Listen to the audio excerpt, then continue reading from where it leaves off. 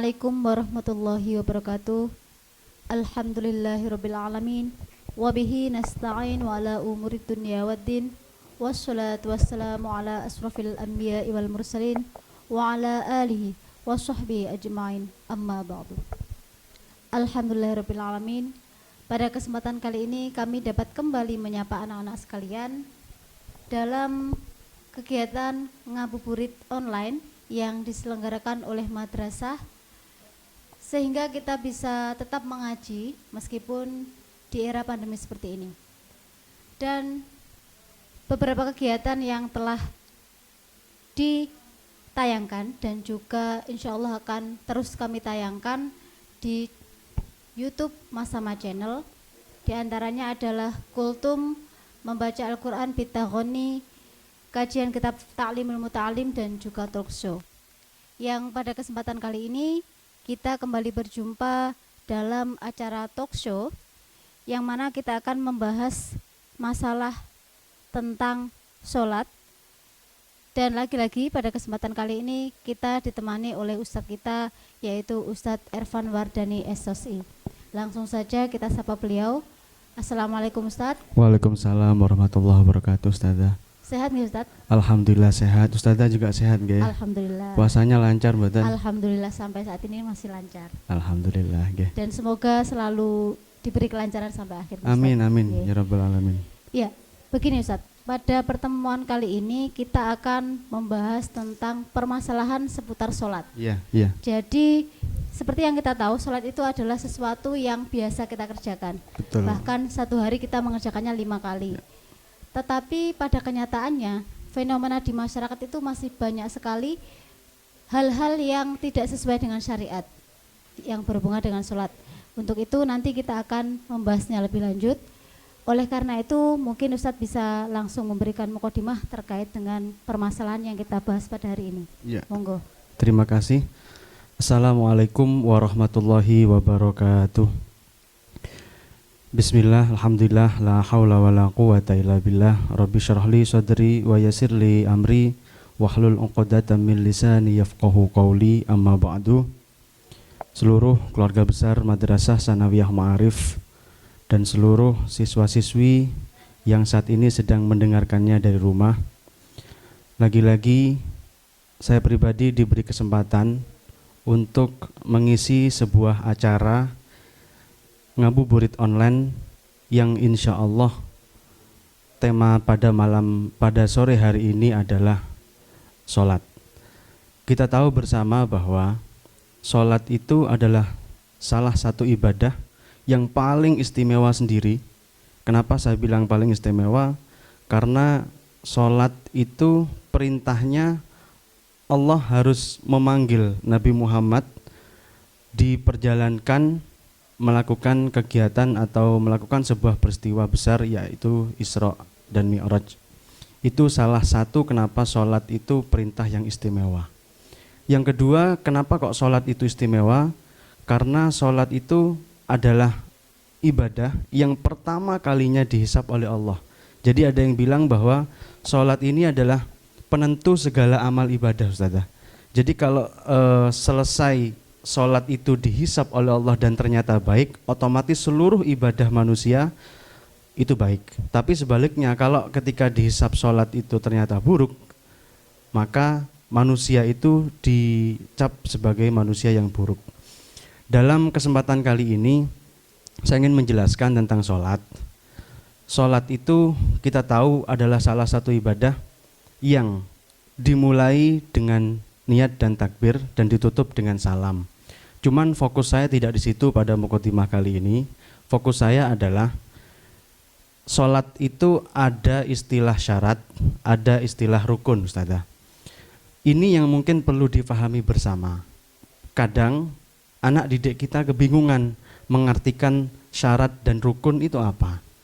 Bingung biasanya kalau disuruh menyebutkan takbir itu masuk syarat atau masuk rukun, niat itu masuk syarat atau masuk rukun. Biasanya anak didik kita seperti itu. Oleh karena itu saya jelaskan bahwa yang dinamakan dengan syarat itu adalah sesuatu yang wajib dilakukan sebelum melakukan kegiatan yang lain. Saya ulangi, syarat itu sesuatu yang wajib dilakukan sebelum melakukan kegiatan yang lain.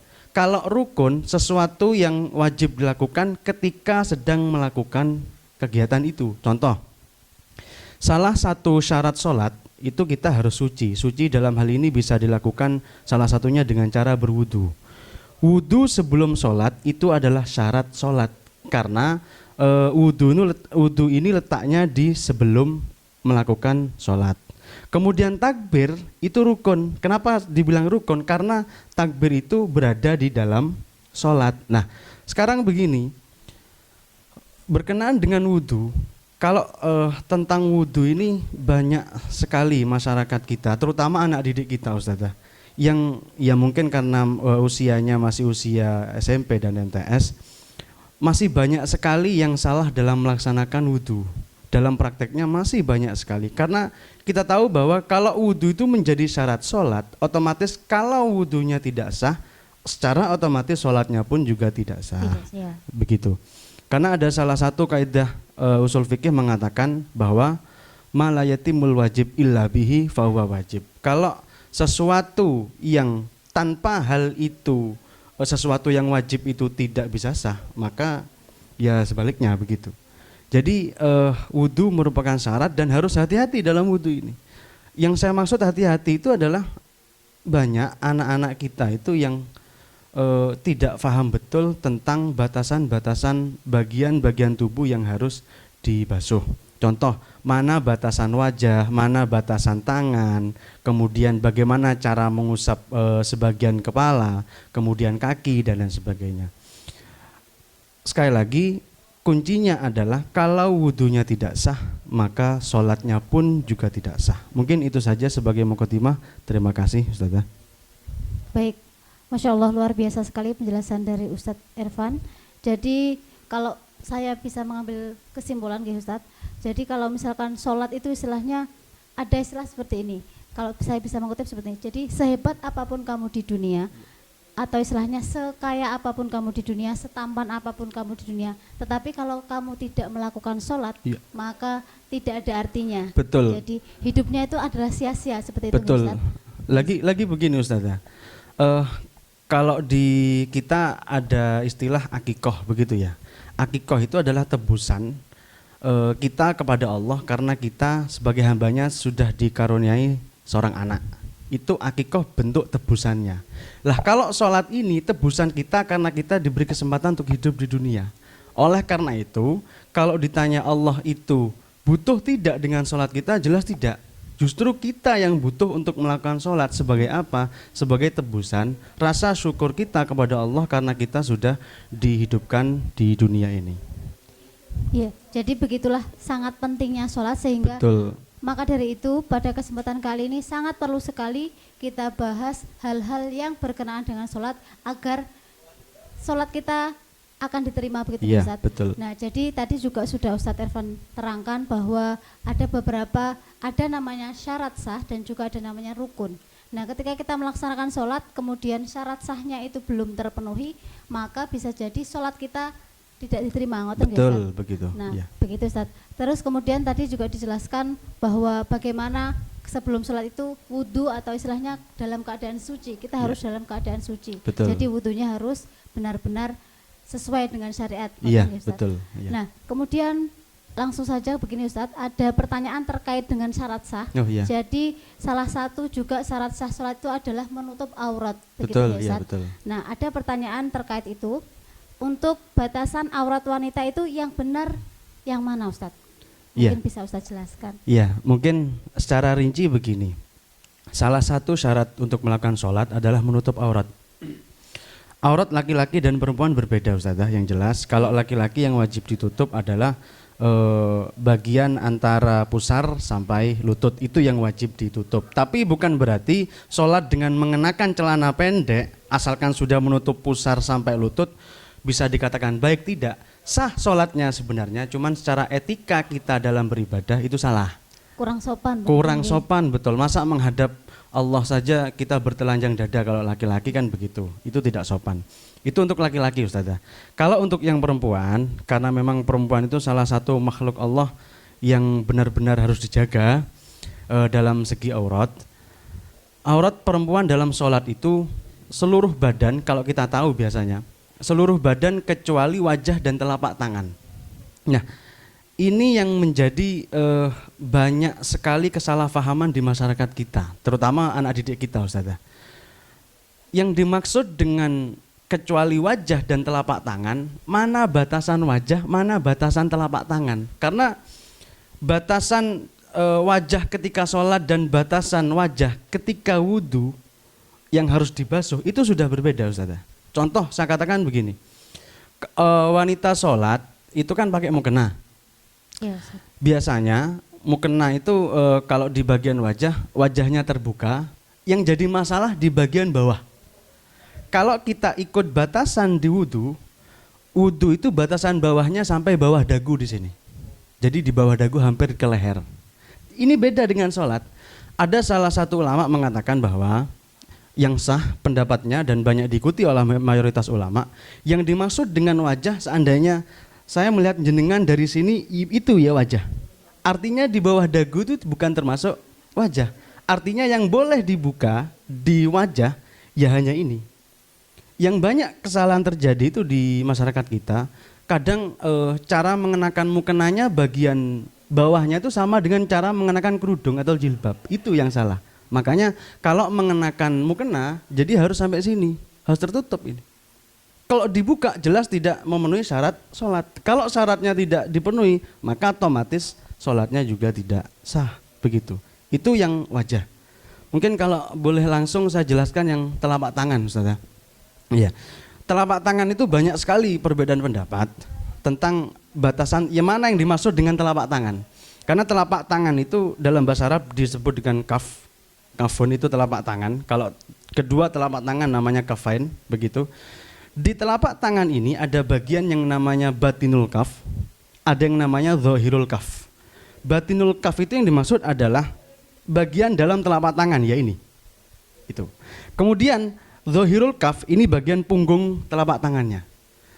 Dari beberapa macam perbedaan ulama itu, satu kesimpulan yang bisa kita ikuti, yang sekarang sudah kita ikuti bersama pada umumnya adalah telapak tangan itu yang harus ditutup. Itu biasanya kan kalau orang Indonesia kalau mau kenanya sampai yang punggung tidak ditutupi kan, begitu kan ya, di punggung tidak ditutupi. Itu betul, tidak apa-apa, karena yang dimaksud telapak tangan itu kalau dalam ilmu fikih mengatakan bahwa telapak tangan itu ya semua ini tidak apa-apa, berarti luar dan dalam pun juga tidak apa-apa. Jadi yang harus ditutupi dari bagian pergelangan tangan ini sampai yang lainnya, begitu Ustaz kira-kira. Ya, menanggapi Ustaz, mungkin untuk yang perempuan itu kan untuk wajah, mungkin Kak seperti kalau memakai jilbab seperti ini kan sampai sini. Nah, jadi kalau untuk sholat itu jadi batasannya tidak seperti ini Ustaz, tapi betul. Sampai sini. Iya. Nah, jadi biasanya di mukena pun gitu, biasanya di mukena itu ada bagian yang seperti ada segitiga. Nah, itu mungkin memang tujuannya untuk menutup bagian. Betul. Bagian Itu betul. Sini. Kalau saya enggak begitu paham dengan mukena karena saya enggak pernah pakai mukena, Ustaz. Iya. Nanti kalau pakai mukena malah lucu. Ustaz. Iya, betul sekali. Iya. Jadi seperti itu. Jadi untuk anak-anak mungkin ya Ustaz, mungkin untuk terutama yang perempuan untuk diperhatikan setelah ini. Betul. Mungkin untuk sholatnya, mukenanya benar-benar di istilahnya untuk bagian dagu itu ditutup sampai ujung sini. Iya, betul. Kemudian sekali. Biasanya Ustadz, kalau yang perempuan itu ketika sholat, ini pengalaman gitu Ustadz. Iya. Jadi kalau ketika perempuan sholat itu kan biasanya talinya bagian kan biasanya ada talinya, itu biasanya longgar. Akhirnya agak ketarik, kemudian di sini terlihat rambutnya. Betul. Nah, itu jadi diusahakan atau istilahnya disarankan untuk mengenakan ikat penutup itu ya, penutup tambahan istilahnya. Ya, seperti itu. Jadi agar ketika nanti mukenanya mungkin geser-geser itu rambutnya tetap tertutup seperti itu. Iya, Kak, saya kira kalau tentang itu kalau yang muda-muda mungkin masih memperhatikan fashion diri sendiri, tapi biasanya yang banyak terjadi itu di emak-emak yang sudah tua-tua, Ustaz.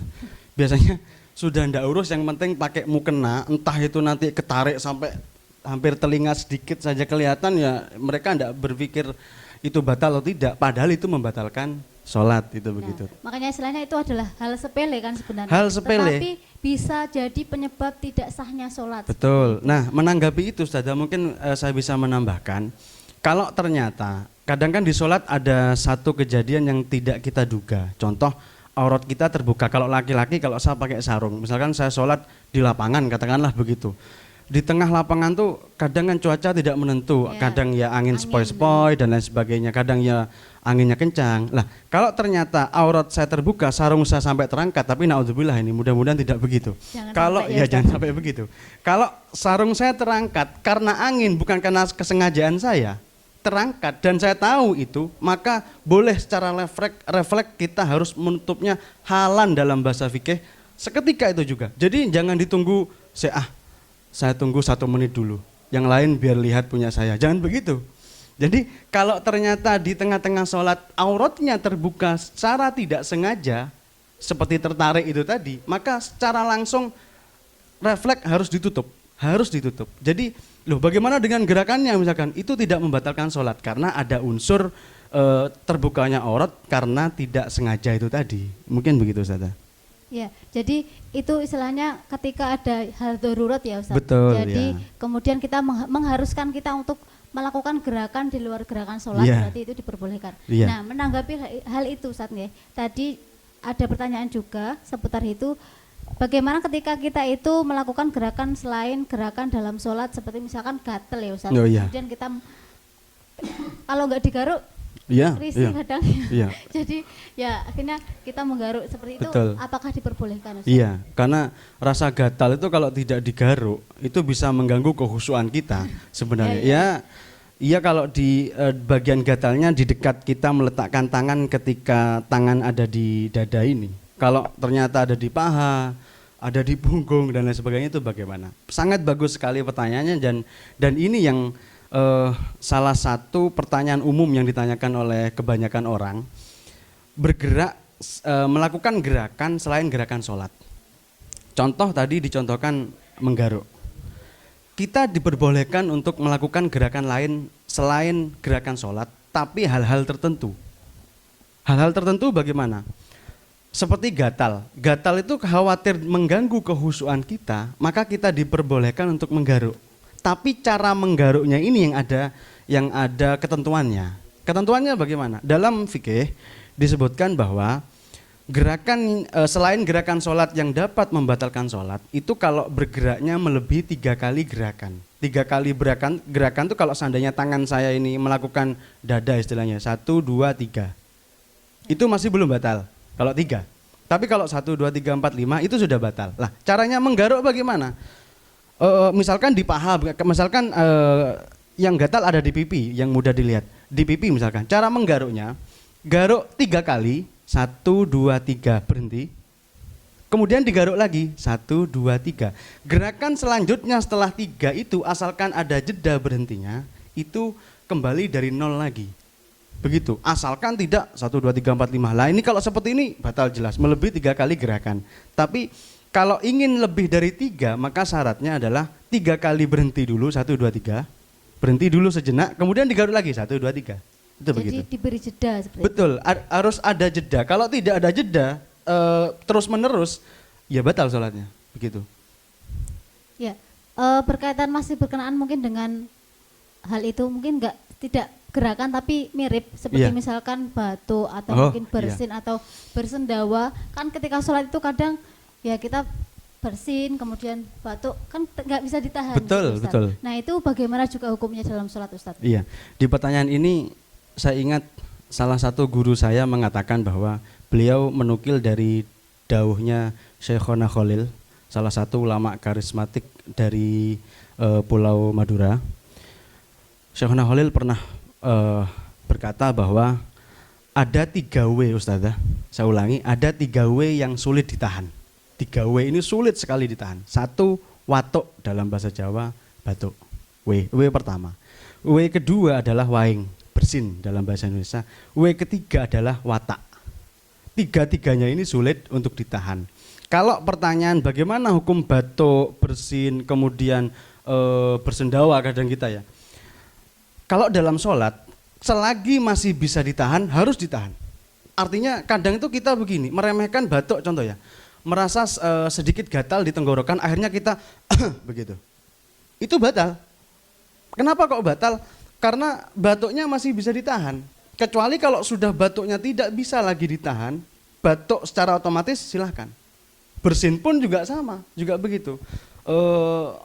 Bersin itu ada yang refleks bersin, ada yang bersinnya dibuat-buat. Maksudnya dibuat-buat begini.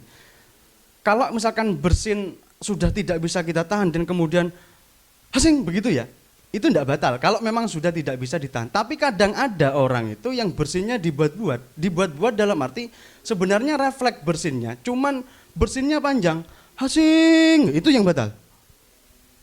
Atau mungkin biasanya ada yang bersinnya itu suaranya dikeraskan. Betul, ya itu. Tapi memang begini, bersin itu kadang orang-orang berbeda-beda. Ini dikembalikan ke masing-masing orang sebenarnya kalau seperti ini. Kadang ada orang yang kadar bersinnya itu suaranya pelan. Kadang ada yang keras, itu memang sudah bawaan lahir saya kira. Jadi ada orang yang merasakan bahwa kalau bersinnya pelan itu dianggap kurang lega lah. Iya, ya itu. Iya, akhirnya begitu. Jadi kalau kemudian kan biasanya untuk bersin itu kadang refleks kita menutupnya dengan tangan. Iya. Ya, itu bagaimana Ustaz? Tidak apa-apa. Toh menutupnya dengan tangan pun sebenarnya kan juga tidak melebihi 3 gerakan. Selain itu kita menjaga khawatir dari bersinnya kita keluar rintikan-rintikan air yang tidak pantas dikeluarkan dari mulut kita kan begitu. Nah ini saya menarik pembahasan tentang batuk dan bersin.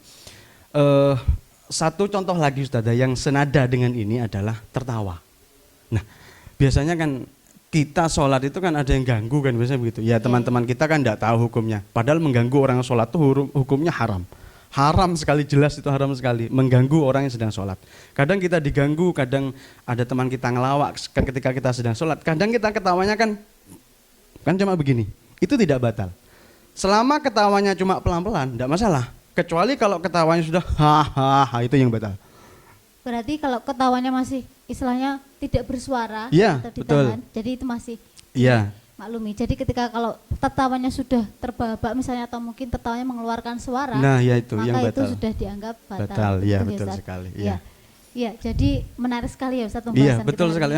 Memang sholat itu banyak sekali permasalahan yang harus kita bahas dan kita siarkan kepada anak didik kita terutama. Banyak sekali itu yang sebenarnya mereka masih belum tahu mungkin hukumnya. Oleh karena itu kegiatan seperti ini alhamdulillah diadakan oleh madrasah kita Ustazah untuk siar kepada anak didik kita, mengajarkan bagaimana cara puasa yang baik, bagaimana sholat yang baik dan lain sebagainya. Ya, jadi sangat perlu sekali ya Ustaz ada istilahnya kegiatan seperti ini. Betul, karena apa? Karena terkadang hal-hal kecil yang kita remehkan dalam sholat seperti itu ternyata itu bisa mengganggu atau istilahnya itu bisa membuat sholat kita tidak sah. Betul, jadi harus kita luruskan. Iya, betul, iya. Begitu. Kemudian Ustadz untuk pertanyaan selanjutnya, bagaimana ketika ada orang yang sedang sholat kemudian kita berjalan di depannya, hukumnya bagaimana? Itu juga sering terjadi di masyarakat. Kadang ketika di masjid misalkan ada orang yang sedang melaksanakan sholat kemudian ada orang yang nyelonong begitu lewat di depannya, itu kan juga sering sekali terjadi seperti itu Ustaz. Kalau bicara tentang sering orang lewat di depan orang sholat, yang paling sering tahu itu saya Ustazah. Kenapa kok saya? Saya laki-laki, kalau Jumat ya Jumatan. Ya setiap kali Jumatan, sering sekali terjadi seperti itu. Kadang ada orang sholat sunat, terus ada orang ya nyelonong gitu saja lewat. Nah, bagaimana hukumnya? Pertama saya bagi begini. Bagi orang yang lewat di depan orang sholat, sebenarnya hukumnya haram. Salah satu ulama salaf mengatakan bahwa orang yang lewat di depan orang sholat seukurannya sajadah. Orang yang lewat di depan orang sholat seukuran sajadah itu bahkan halal darahnya untuk dibunuh. Itu salah satu ulama salaf mengatakan seperti itu. Itu dari saking mulianya orang sholat, karena sholat itu adalah bentuk komunikasi kita dengan Sang Pencipta kan begitu. Tapi ulama madhab kita tidak seperti itu kerasnya, tidak. Jadi kalau misalkan ada orang lewat, mungkin dia tidak tahu kalau kita sedang sholat, maka sikap kita bagaimana untuk mengingatkan, boleh kita mengedepankan, memanjangkan tangan ke depan begini. Jadi misalkan saya sedang sholat, terus kemudian ada anak kecil atau orang yang lewat depan saya, boleh saya begini, boleh begini. Atau yang kanan, boleh, tidak apa-apa. Itu mengingatkan dia kalau saya sedang sholat. Cuman masalahnya orang yang kita ingatkan mau paham atau tidak. Nanti ketika kita ingatkan tangan kita begini malah dijak bertengkar kan bahaya itu nanti. Tapi yang jelas ini pengetahuan untuk semuanya bahwa lewat di depan orang sholat itu haram hukumnya. Itu begitu. Kalau kita yang sholat ada orang yang lewat di depan kita, maka boleh kita memanjangkan tangan istilahnya ke depan kita sebagai bentuk peringatan atau pemberitahuan kepada dia bahwa saya sedang melakukan sholat, begitu. Ya, jadi ketika ada orang sholat kita harus memperhatikan sebaiknya mungkin kita lewat belakangnya. Iya, gitu. betul, Nah, itu betul. Jangan sampai kita justru mengganggu kekhusyuan orang yang sedang sholat Ya, tersebut. betul ya. Ya. Kemudian Ustadz untuk pertanyaan selanjutnya. Iya. Bagaimana untuk hukum untuk makmum yang masbuk ketika bacaan Fatihahnya belum selesai namun imam sudah ruku. Jadi kan biasanya kalau ada imam masbuk kemudian imamnya sudah hampir mau ruku. Nah, kemudian makmum tersebut Fatihahnya belum selesai dan imam itu sudah ruku. Nah, bagaimana hukumnya itu? Iya, padahal Fatihah membaca Al-Fatihah ketika sholat itu merupakan rukun sholat yang harus dilakukan. Ini salah satu indahnya sholat berjamaah, Ustazah. Kalau kita sholat sendiri, Fatihah itu harus selesai sampai akhir. Cuman kalau posisi kita sedang berjamaah dan kita dalam status masbuk atau telat, makmum telat, kita datangnya ketika imam membaca surat-surat pendek, misalkan begitu.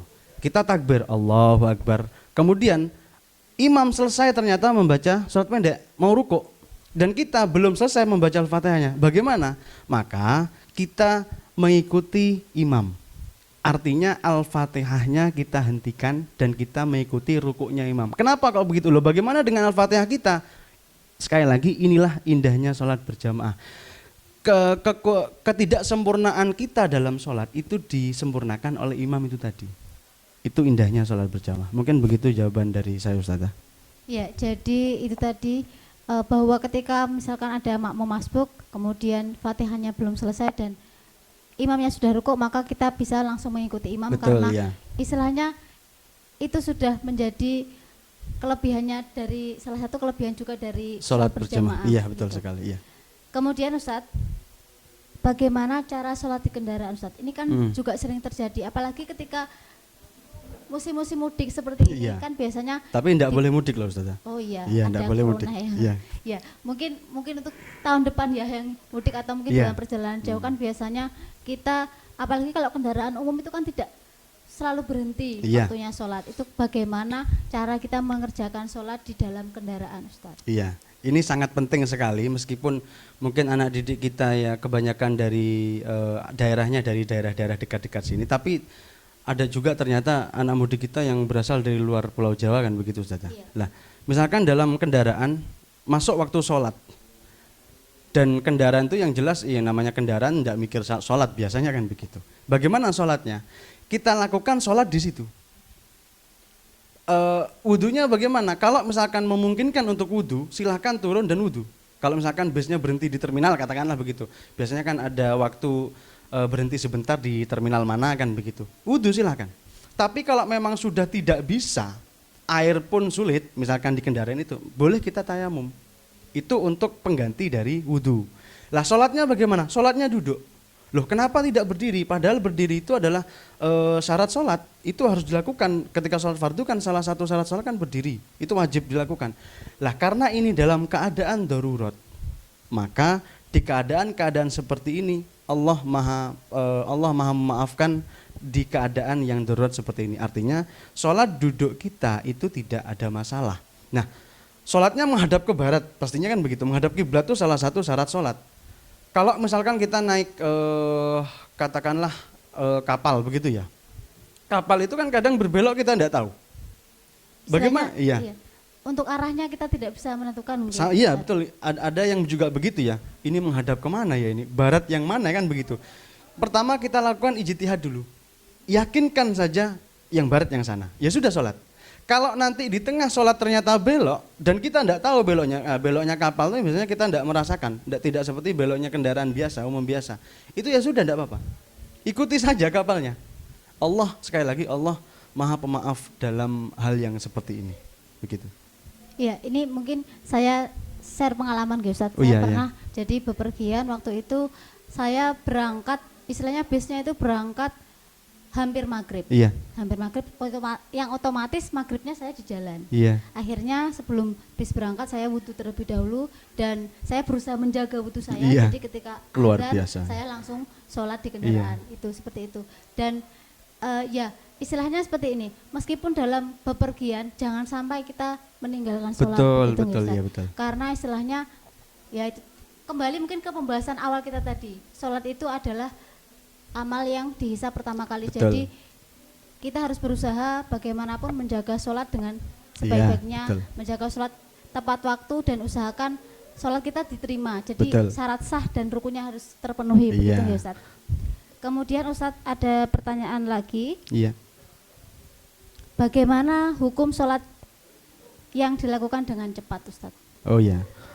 Iya, mungkin itu juga fenomena yang sering kita temui di masyarakat. Betul, ya betul. Ya, sholat cepat itu kalau sekarang karena ini masanya masa bulan puasa, kita temukan di waktu sholat tarawih, begitu ya. Ada salah satu pondok pesantren dekat kita bahkan yang melakukan yang sudah sangat terkenal sekali dengan sholat cepatnya, bahkan sudah pernah masuk TV. Kita viral. Saja ya sudah viral. Kita saja yang belum masuk TV ya, saudara ya. Iya, kita saja yang belum. Masuknya YouTube. Masuknya YouTube ya, enggak apa-apa. Jadi begini, banyak pro kontra dengan satu fenomena ini. Untuk ini saya jelaskan satu persatu. Sholat itu cara komunikasi kita dengan Allah, begitu.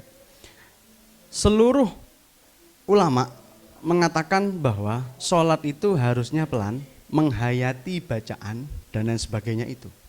Tapi ternyata ada fenomena sholatnya cepat. Ini bagaimana hukumnya? Begini, ini dibagi dua. Kenapa kok sholat cepat itu? Bagi yang tidak, bagi yang kontra dengan sholat cepat, sebenarnya ada dua alasan kenapa tidak terima dengan sholat cepat itu. Yang pertama tentang bacaan tajwidnya. Kalau orang yang sholat cepat itu sepertinya bacaan tajwid ketika sholat berkurang, artinya tidak seperti sholatnya dengan cara yang pelan. Itu yang pertama. Yang kedua alasannya adalah tidak ada tumak ninah di sholat itu. Padahal tumak ninah itu menurut salah satu hadis itu adalah salah satu keharusan setiap sholat dalam gerakan sholat ruku, sujud dan lain sebagainya. Cuman dari 4 madhab besar Syafi'i, Maliki, Hanafi dan Hambali, ada satu madhab yaitu Imam Hanafi yang menganggap sunnah tumak ninah. Artinya kalau kita melihat ternyata ada fenomena orang yang sholat cepat, jangan kita langsung hukumi tidak sah. Jangan. Bisa jadi dia bertaklid atau mengikuti pendapatnya Imam Hanafi. Ya kita tahu bahwa perbedaan pendapat ulama itu rahmat bagi kita, kasih sayang bagi kita. Artinya melihat fenomena-fenomena seperti ini, mana yang benar, mana yang salah, kita tidak perlu membahas itu. Yang penting ya mereka bagaimana cara melaksanakannya, kita ya kita. Begitu Ustaz, saya kira. Ya, jadi istilahnya kita bisa ambil tengahnya gitu ya Ustaz. Betul ya. Kemudian Ustaz, ini sepertinya pertanyaan terakhir. Iya. Ya. Ini berkaitan dengan niat sholat. Betul ya. Nah, haruskah niat sholat itu dilafadzkan? Iya. Nah seperti itu Ustaz, mungkin penjelasannya Ustaz. Niat sholat, niat itu tempatnya di hati Ustaz. Niat itu tempatnya di hati. Melafadzkan niat itu tidak wajib. Yang penting kita punya rasa mau sholat. Mau sholat itu sudah termasuk niat. Ini sama dengan puasa Ustaz. Banyak pertanyaan, bagaimana kalau malam hari puasa kita tidak melafadzkan niat puasa? Ini bagaimana puasanya? Tetap sah. Kenapa? Dengan orang mengikuti sholat tarawih saja itu sudah berniat bahwa besok puasa. Orang mau sholat misalkan ya, dengan berwudu saja dia sudah mau sholat. Ini contoh misalkan, ustadzah misalkan mau sholat berjamaah dan imamnya sudah mau ruku. Ustadzah lari ke masjid misalkan, masuk masjid langsung memperbaiki mukena, merapikan mukena, kemudian naruh sejadah. Ustadzah langsung takbir, Allahu Akbar, tanpa melafadzkan usolli, itu bagaimana? Itu sah. Kenapa? Karena larinya ustadzah, berangkatnya ustadzah dari rumah ke masjid itu tujuannya sudah melakukan sholat. Mungkin itu terkait niat ustadzah. Jadi intinya tidak kita ucapkan atau tidak kita lafadzkan pun Allah itu sudah tahu niat yang ada di hati kita. Betul sekali, ya. Nah, jadi sebenarnya masih banyak sekali pertanyaan Ustadz, tetapi berkenaan dengan waktu kita yang terbatas, mungkin insya Allah mungkin nanti ada kesempatan di lain kali ada kesempatan kita bisa ulas kembali masalah insya Allah ya. Karena masih banyak sekali ternyata fenomena-fenomena yang terjadi dan belum sempat kita bahas hari ini. Betul ya. Dan untuk penutup Ustadz mungkin bisa Ustadz sampaikan beberapa kesimpulan dari apa yang telah kita bahas pada hari ini. Monggo Ustadz. Ya, terkait dengan apa yang kita bahas tadi itu terkait dengan furu'iyahnya. Tapi yang jelas madrasah kita ini Ustadzah sangat tentang sholat itu satu-satunya komitmen yang dijadikan prinsip oleh madrasah kita, bagaimana anak didik kita itu bisa melakukan sholat. Karena saya ingat betul salah satu dawuh dari pimpinan madrasah kita yang terhormat Bapak Haidar Mirza pernah mengatakan bahwa kalau ada alumni yang tidak mau sholat itu biar urusan mereka sendiri. Tapi kalau ada alumni yang tidak bisa sholat, itu kesalahan kita sebagai pendidik dan pengajar di madrasah ini. Jadi yang penting anak-anak semua harus tahu bahwa sholat itu hukumnya wajib sebagai bentuk rasa syukur kita karena kita sudah diciptakan dan dihidupkan di dunia ini. Mungkin itu saja dari saya. Terima kasih. Ya, jadi demikian tadi pembahasan kita tentang sholat, dan semoga semua yang kita bahas pada hari ini bermanfaat untuk kita semuanya, dan juga untuk anak-anak sekalian, semoga ini dapat menjadi pembelajaran untuk anak-anak dan juga tentunya bagi kami juga Bapak Ibu Guru juga menjadi pembelajaran. Demikian yang dapat kami sampaikan hari ini. Ada kurang lebihnya saya mohon maaf.